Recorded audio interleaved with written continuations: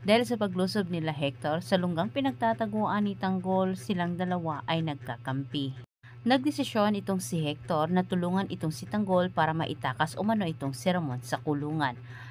Nag-alala itong si Ramon para kay Tanggol, mag-isa lamang umano ito ngayon at tinutugis pa ng mga parak.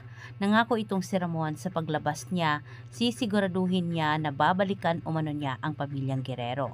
Sinasabi ni Ramon sa kanyang isip na gagawin umano niya ang lahat para hindi umano siya makabalik sa kulungan. Pero para sa kanya ay malaking tulong din ang paglantad na siya ay buhay. Gagawin niya ang lahat din para malinis ang kanyang pangalan. Nagulat itong si Ramon sa pagsulpot ni Hector sa kanyang silid. Nang bungakala naman ni Ramon, kausapin siya nito patungkol sa kanyang kaso.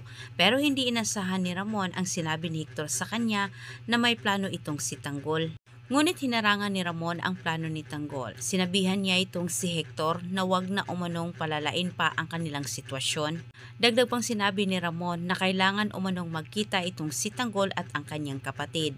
Mas may tiwala si Ramon sa plano ng kanyang kapatid. Anya nito, sa plano ng kanyang kapatid makakatulong ito para sa kanya para siya ay hindi na umano magtago. Samantala sa kabilang dako ay lumihis naman ang ibang plano itong si Miguelito. Para sa kanya, siya umano ang dapat masusunod sa kanilang dalawa ni Roberto, gayong siya naman ang alkalde umano. Masamang balak ni Miguelito sa paglipat umano ni Ramon sa kulungan, sasamantalahin umano niya pagkakataong ito para iligpit ng tuluyan itong si Ramon. Alam na ni Miguelito na may gagawin itong si Tanggol sa paglipat umano ni Ramon sa kulungan, kahit sinisigurado naman ni Mayor na hindi umano makalapit itong si Tanggol. Ngunit paano naman masiguro ni Miguelito ang bagay nito, gayong kanyang mga parak ay isa sa mga kakampi ni Tanggol, katulad na lang ni Hector at ni Garcia.